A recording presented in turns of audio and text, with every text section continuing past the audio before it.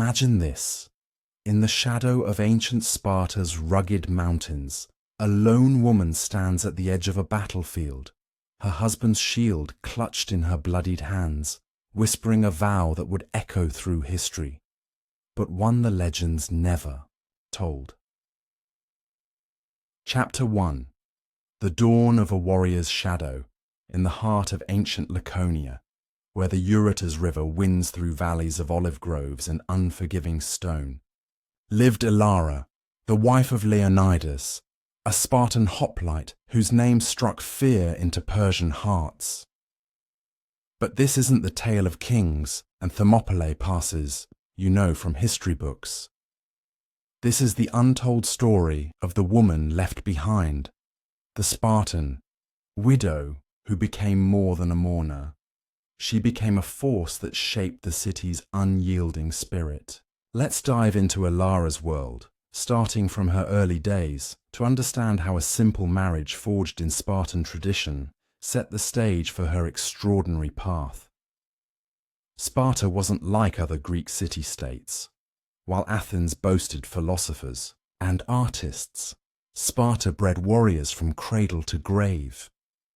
Boys were taken at 7 for the agoge, a brutal training regime that turned them into unbreakable soldiers. Girls, though not sent to war, were raised with equal rigor, running races, wrestling, and learning to wield words as sharply as spears. Elara was no exception. Born to a family of helot farmers who served the Spartan elite, she rose through sheer will, her lithe frame hardened by daily drills under the sun. By age 18, she was matched to Leonidas, not for love as we might imagine today, but for strength. Spartan marriages were practical, produced strong children for the state. Their union was sealed in a ritual where the bride shaved her head and, dressed as a man, accustomed to ease the groom's transition from the all-male barracks. Life as a Spartan wife was far from domestic bliss. Elara managed the household, oversaw slaves, and trained her body daily, knowing that weakness in a mother meant weakness in sons. Leonidas, with his scarred arms and stoic gaze, would return from campaigns with tales of glory. But Elara's role was pivotal. She instilled the Spartan ethos. "Come back with your shield or on it," she'd remind him, echoing the famous words mothers gave their sons. But beneath the armor of duty, there were quiet moments, sharing honeyed figs by firelight, discussing strategies for the next Helot revolt. These glimpses humanized the myth, showing Sparta as a place of fierce loyalty, not just endless war. When news of Leonidas's deployment to Thermopylae arrived in 480 BC, Elara felt a stir not of fear, but resolve. The Persian horde under Xerxes was vast, threatening to swallow Greece whole. As he departed, she pressed a laurel wreath into his hand, whispering, "Honor us all."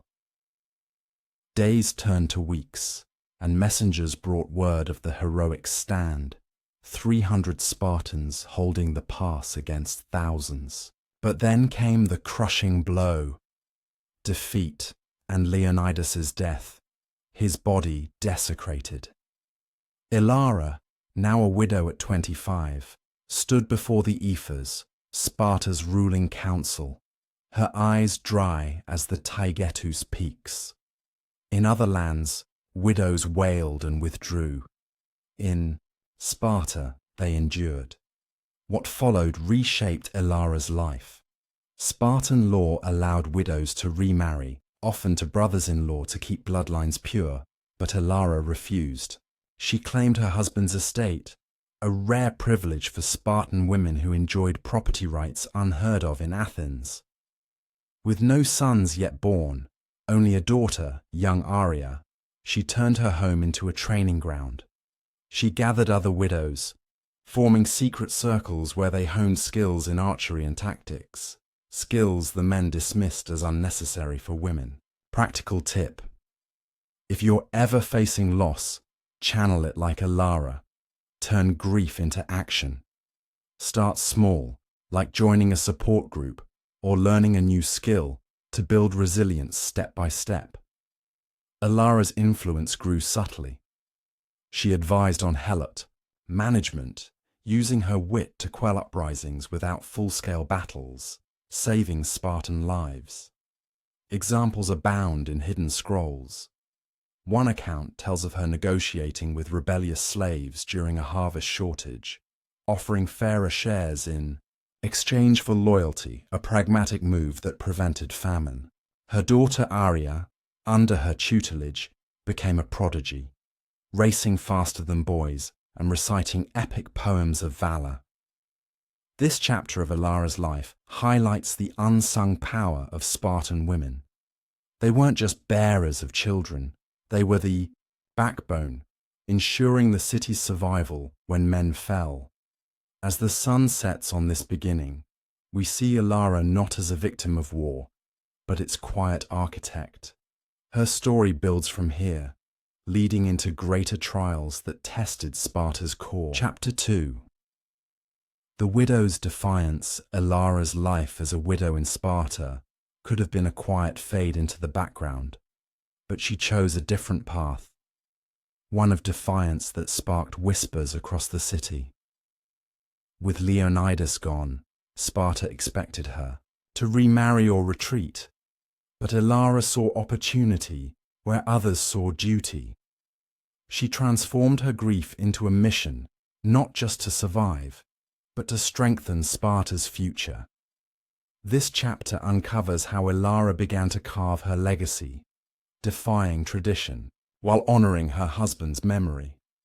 Spartan society revered its warriors, but women like Elara held power in the shadows. As a widow, she inherited Leonidas's land and influence, a rarity in Greece where women were often invisible. She used this to rally other widows, forming a tight-knit group that met under moonlight in her courtyard. They trained in secret, mastering slings and daggers, skills for survival, not glory. Elara knew Sparta's strength relied on more than men's spears. It needed cunning minds. She taught her daughter Arya to track game in the hills, blending discipline with practical survival. For example, one night, Elara led her group to disarm a helot spy, using only stealth, saving a Spartan patrol without bloodshed. Her defiance wasn't loud rebellion, but calculated moves. She advised the ephors indirectly, suggesting better crop rotations to feed the city during war shortages. Her ideas worked, harvests grew, and unrest calmed. Practical tip: when facing rigid expectations, find small ways to push back, like Elara did. Start by mastering one skill others overlook. It could change your path. Elara's quiet leadership began to ripple, setting the stage for bolder actions. As we move forward, Elara's influence grows, pulling her into Sparta's dangerous political games. Chapter 3. The Whisper of Conspiracy. The air in Sparta grew heavier as whispers of unrest slithered through the city like vipers in the grass. Elara, now a figure of quiet authority, found herself drawn into a web of political intrigue that threatened the city's ironclad unity. This chapter follows her as she navigates a dangerous conspiracy brewing among the ephors, Sparta's ruling council, where loyalty was as sharp and double-edged as a Xiphos blade. By 479 BC, Sparta faced new threats. The Persian Wars lingered, and internal divisions festered. Some ephors, wary of growing helot unrest, pushed for harsher crackdowns, while others whispered of alliances with rival city-states to bolster power. Elara, managing her estate with precision, caught wind of a plot through a loyal helot informant named Myron. He spoke of a rogue ephor, Cleon, who planned to betray Sparta by leaking military plans to Argos, a longtime rival, in exchange for wealth. Cleon's treachery could cripple Sparta's defenses, leaving it vulnerable to both Persians and neighbors. Elara acted swiftly but silently. She invited Cleon to her home under the guise of discussing grain supplies, a topic mundane enough to avoid suspicion.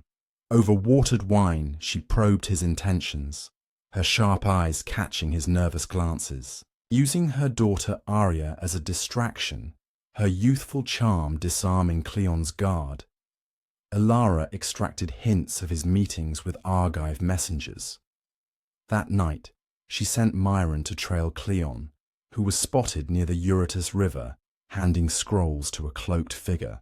Elara didn't confront him directly. Instead, she passed her findings to a trusted elder, Pausanias, through coded messages hidden in woven cloth patterns, a method she devised to avoid detection. Her efforts bore fruit. Pausanias exposed Cleon before the council, presenting the scrolls as evidence. Cleon's execution was swift, his name erased from Spartan records. Elara's role remained hidden, known only to Pausanias, who valued her discretion. Her actions saved Sparta from betrayal, but they also marked her as a player in a game where one misstep could mean exile, or worse. Arya, watching her mother's calculated moves, began to see the weight of leadership, her young mind sharpening like a blade. Elara's path now treads deeper into Sparta's shadows, where trust is scarce and danger looms. Chapter 4. The Forge of New Alliances. Sparta's scars from the Persian Wars began to heal. Elara's influence grew, but so did the risks she faced.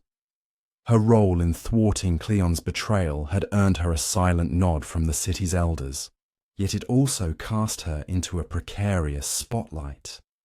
This chapter traces Elara's bold steps as she forges unexpected alliances to protect Sparta's future, navigating a world where trust was as rare as rain in Laconia's dry plains. With the Aphors now wary of internal threats, Elara saw a chance to strengthen Sparta from within. The Helots, the enslaved underclass who tilled fields and fueled the city's economy, were a simmering threat, their numbers far greater than the Spartan elite. Elara, raised among Helots, understood their grievances better than most. She proposed a radical idea to Pausanias. Grant select Helots limited freedoms in exchange for military service, creating a loyal auxiliary force. This was unheard of in Sparta, where Helots were kept under brutal control. But Elara argued it could ease tensions and bolster defenses. To test her plan, Elara approached a Helot leader named Thera, a woman whose courage matched her own. Thera had organized secret grain stores to feed starving families during lean harvests. Meeting in a secluded olive grove, Elara offered a deal. Thera's people would train as scouts, reporting enemy movements, in return for better rations and protection from Cryptia raids, the Spartan secret police who hunted rebellious Helots. Thera, skeptical but desperate, agreed. Elara trained a small group herself, teaching them to move silently through the hills, using Arya to relay messages in coded songs to avoid suspicion. The plan worked. Thera's scouts uncovered a planned Helot uprising near Messenia, allowing Spartan forces to intervene without bloodshed. The Ephors, unaware of Elara's hand, praised Pausanias for the intelligence, but he shared the credit with her in private, cementing their alliance. Arya, now 12, began to lead small tasks, her quick feet carrying warnings to Thera's group. Elara's network grew, linking widows, Helots, and even a few disillusioned warriors who saw value in her vision of a stronger, united Sparta. But not all welcomed her influence.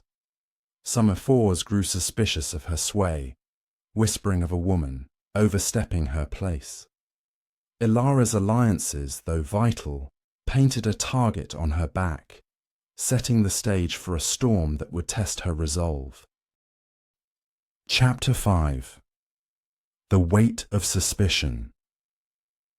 The sun-baked streets of Sparta buzzed with tension as Elara's quiet influence began to stir unease among the city's rigid hierarchy. Her alliances with helots and elders had strengthened Sparta's defences, but they also ignited distrust among those who guarded tradition like a sacred flame. This chapter follows Elara as she faces mounting suspicion, her every move scrutinized, forcing her to wield cunning to protect her growing legacy and her daughter, Arya. The Ephors, Sparta's iron-fisted council, were not blind to the whispers of Elara's actions. Her success in quelling the Messenian uprising through Helot scouts raised questions. How had a widow gained such sway? A hardline Ephor named Theron, known for his disdain for change, began to probe. He summoned Elara to the council's chamber, a stark hall of stone where warriors' shields hung like warnings. There, he accused her of overstepping her role, hinting she was sowing discord by meddling in military affairs. Elara stood tall, her voice steady, claiming her only goal was Sparta's strength. She spoke of her late husband Leonidas's honor, weaving his memory into her defense, which silenced Theron, for now. Outside the chamber, danger grew. Theron's allies spread rumors, painting Elara as a threat to Spartan order. One night, her estate was searched by Cryptire agents, their cloaks blending with the shadows. They found nothing, no weapons, no treasonous scrolls. But the intrusion rattled Arya, who overheard their threats. Elara, sensing the tightening noose, doubled her caution. She moved her meetings with Thera and other allies to remote caves, in the Tigetus Mountains, using Arya's coded songs to signal safe times. She also began training Arya in rhetoric, teaching her to deflect questions with charm, knowing her daughter's safety depended on wit as much as strength. Elara's defiance took a new form. She started hosting feasts for Spartan wives and widows, using these gatherings to spread ideas of unity. Over shared bread and wine, she planted seeds of loyalty to Sparta, not just its men, subtly countering Theron's accusations. One such feast swayed a key elder's wife, who vouched for Elara's honor, easing some suspicion. Yet Theron remained, unrelenting, his spies trailing her every step. As Elara walked this knife's edge, her resolve hardened, but the growing scrutiny pushed her toward a bold gamble that would either secure her place or unravel everything. Chapter 6. The gamble of trust Sparta's air crackled with unspoken tension as Elara balanced on the edge of danger, her influence both a shield and a target. With Theron's suspicions tightening like a noose, she knew survival demanded more than caution. It required a daring move to secure her place in the city's future. This chapter follows Elara as she takes a risky gamble, placing her trust in an unlikely ally to turn the tide against her enemies. Elara's feasts had won her allies among Sparta's women, but Theron's relentless pursuit pushed her to seek a bolder strategy. She turned her gaze to Lysander, a young warrior recently returned from a campaign in Corinth. Unlike the rigid Ephors, Lysander was ambitious, his mind open to new ideas about Sparta's strength. Elara had met him years ago when Leonidas mentored him, and she sensed his loyalty could be swayed. She arranged a meeting under the guise of honoring her late husband, inviting Lysander to her estate for a private meal. There, by flickering lamplight, she shared her vision.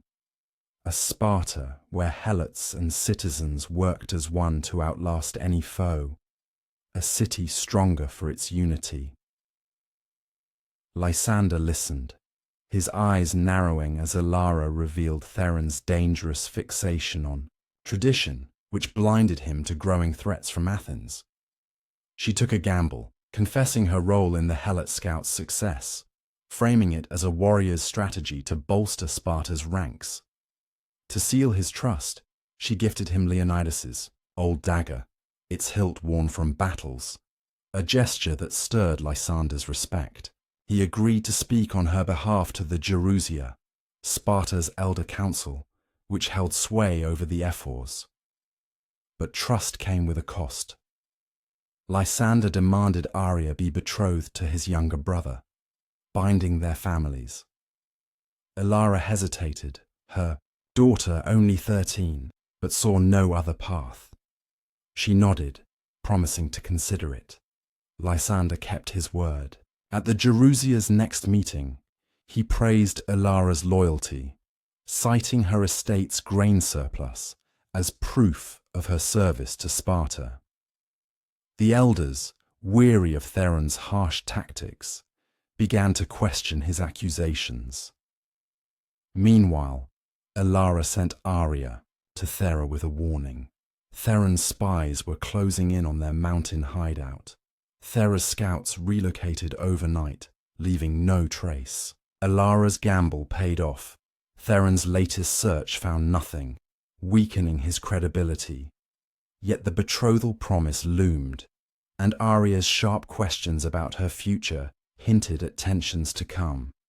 Elara's alliance with Lysander had bought her time, but the cost of her gamble was about to pull her into uncharted waters. Chapter 7. The Spark of Rebellion. Sparta's rugged heart pulsed with new undercurrents as Elara's alliance with Lysander shifted the balance of power. But it also stirred a restless fire in her daughter, Arria. The promise of betrothal to Lysander's brother had bought Elara time, but it planted seeds of defiance in Arria, who was no longer the obedient child of Spartan tradition. This chapter tracks Elara as she grapples with her daughter's growing rebellion and a new threat that tests the fragile unity she's built. Arria, now 13, had inherited her mother's sharp mind and her father's unyielding spirit. The idea of being promised to a stranger, even for Sparta's sake, chafed against her sense of freedom. One evening, as Elara trained her in spear throwing behind their estate, Arria hurled her weapon into the dirt and demanded to know why her future was bartered. Elara, caught off guard, explained it was a necessary sacrifice to protect their work with the Helots and Lysander's support. Arria's eyes blazed. She wanted to fight for Sparta, not be a pawn in its politics. Her words echoed in Elara's heart, forcing her to question the cost of her own compromises. Meanwhile, a new danger emerged. A faction of Helots, distrustful of Elara's deal with Thera, began to rally in secret, led by a fiery youth named Krios. He saw Elara's reforms as a half measure, a way to chain Helots to Sparta's will rather than grant true freedom. Krios's group ambushed a Spartan patrol near the Eurotaz River, stealing weapons and vanishing into the hills. The attack sent shockwaves through the city, and Theron seized the chance to blame Elara, claiming her leniency had emboldened the Helots. The ephors called for a Cryptia purge, a brutal hunt to crush the rebellion. Elara acted fast to protect her allies. She met Thera in a hidden gorge, urging her to disavow Krios and prove her loyalty by tracking his band. Thera, torn between her people and Elara's vision, agreed, leading her scouts to uncover Krios's camp. Elara relayed the location to Lysander, who led a swift strike, capturing Chios without bloodshed. The victory quieted Theron's accusations, but Elara knew it was temporary. She returned home to find Arya gone. She'd slipped away to join Thera's scouts, determined to prove her worth beyond betrothals. Elara's heart sank, but pride flickered too. Arya's rebellion mirrored her own defiance, yet it pulled them into a dangerous dance where one misstep could unravel everything. Chapter 8. The hunt for Arya Sparta's wins carried a chill of uncertainty as Elara faced her greatest fear. Her daughter Arya, driven by defiance, had vanished into the hills with Thera's helot scouts. The city simmered with tension after Chios's capture, and Elara's fragile alliances teetered on the edge. This chapter follows Elara's desperate search for Arya as she navigates treacherous terrain and the growing shadow of Theron's wrath to bring her daughter home. Elara's nights grew sleepless, her mind haunted by visions of Arya lost or captured. She knew the hills were no place for a 13-year-old, even one as fierce as her daughter. Thera sent word that Arya had insisted on joining a scouting mission to prove her strength, but a sudden storm had scattered the group. Elara donned a cloak and took her husband's old spear, setting out alone to avoid drawing Theron's spies. The Tagetu's mountains loomed, their crags hiding both allies and enemies. She tracked Arya's path by the coded signs they'd devised. Stones arranged in triangles, a signal Arya used to mark her trail. Days into her search, Elara found Thera's scouts huddled in a cave, battered by the storm, but alive. Arya wasn't among them. Thera confessed that Arya had split off to warn a nearby village of a Cryptia raid, acting on her own. Elara's heart pounded. She admired Arya's courage, but cursed her recklessness. Guided by Thera's directions, Elara pressed deeper into the mountains, her steps silent as she evaded Cryptia patrols hunting rogue helots. Near a swollen stream, she found Arya's cloak, torn but marked with a fresh triangle of stones. Following the clue, she reached a hidden ledge where Arya crouched, shivering but unharmed, having led the village to safety. Their reunion was brief. Arya's eyes burned with resolve, refusing to return until the helots were safe. Elara, torn between pride and fear, convinced her to come home by promising to fight for the helots' cause together. They slipped back to Sparta under cover of night, but word of Arya's actions reached Theron. He summoned Elara again, accusing her of fostering rebellion through her daughter. Elara deflected, claiming Arya acted out of loyalty to Sparta, saving citizens from helot unrest. Theron, lacking proof, let her go, but his gaze promised retribution. Elara and Arya returned home, their bond stronger, but strained by the dangers ahead. The city's unrest was far from over, and Elara knew her next move would decide their fate. Chapter 9. The tide of power Sparta's pulse quickened as Elara and Arya returned from the mountains, their bond forged anew, but their safety hanging by a thread. Theron's accusations loomed like storm clouds, and the city's fragile unity threatened to crack under the weight of his influence. This chapter tracks Elara's daring bid to shift the balance of power, using her cunning to outmaneuver Theron and secure a future for her daughter and her allies. Elara knew Theron's relentless pursuit could no longer be deflected with words alone. His faction among the Aethers pushed harder for a return to brutal control over the helots, blaming Elara's reforms for recent unrest. To counter him, Elara turned to Lysander, whose voice now carried weight with the Gerusia. She met him in a secluded olive grove away from prying eyes, and proposed a bold plan. Present her Helot alliance as a Spartan innovation to the elders, framing it as a strategy to outmatch Athens's growing navy. Lysander, ambitious and eager to rise, saw the potential and agreed to champion her cause, but only if Elara could prove her network's loyalty beyond doubt.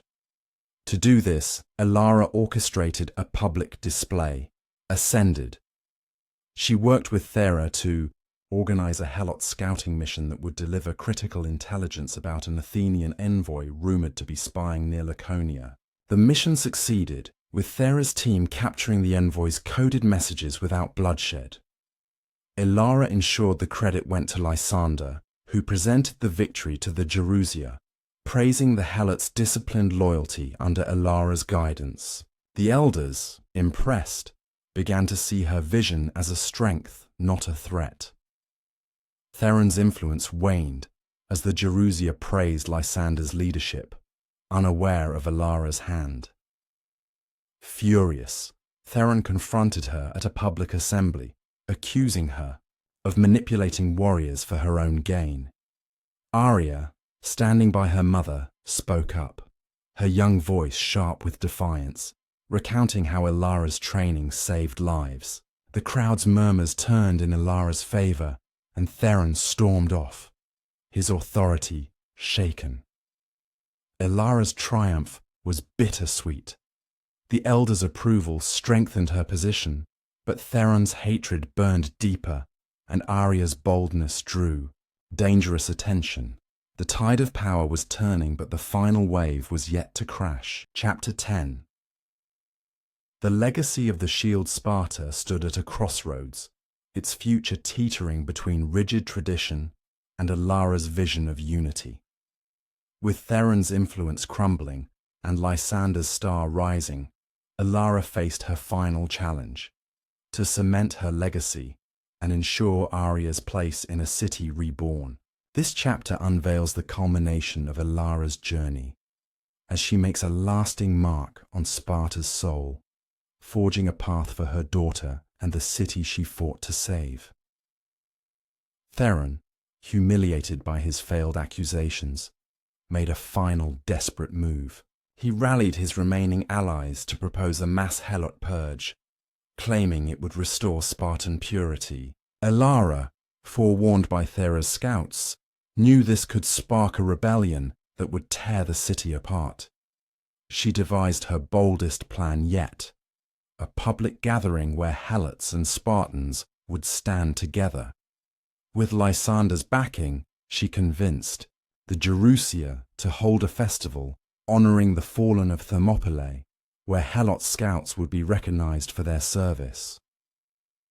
Elara prepared meticulously, ensuring Thera's team marched in disciplined formation, their loyalty undeniable. Festival day dawned bright. In Sparta's agora, before a crowd of warriors, elders and citizens, Elara stood beside Arya, holding Leonidas's shield, its bronze gleaming. She spoke of Sparta's strength lying in unity, not division, her words weaving her husband's sacrifice with the Helots' contributions. Thera's scouts presented the captured Athenian codes, proof of their value. The crowd roared approval, and even Theron's allies faltered. Arya, stepping forward, vowed to serve Sparta as her mother had, her voice silencing doubters. The Gerousia, swayed, rejected Theron's purge, exiling him for sowing discord. Elara's victory reshaped Sparta. The elders formalized her Helot reforms, granting limited rights to loyal scouts. Arya, now 14, chose her own path, training as a mediator between Spartans and Helots. Her betrothal to Lysander's brother quietly dissolved. Elara passed Leonidas's shield to her daughter, a symbol of their shared resolve. As years passed, Elara's name faded from public tales, but her influence endured in Sparta's strength, a city that thrived by embracing all its people. Elara's story, untold by history's scribes, lives on in the shadows of Sparta's glory, a testament to a widow who wielded wisdom as fiercely as any spear. If you've loved this journey, like and subscribe to join us for more epic tales, and comment below, what would you have done in Elara's place?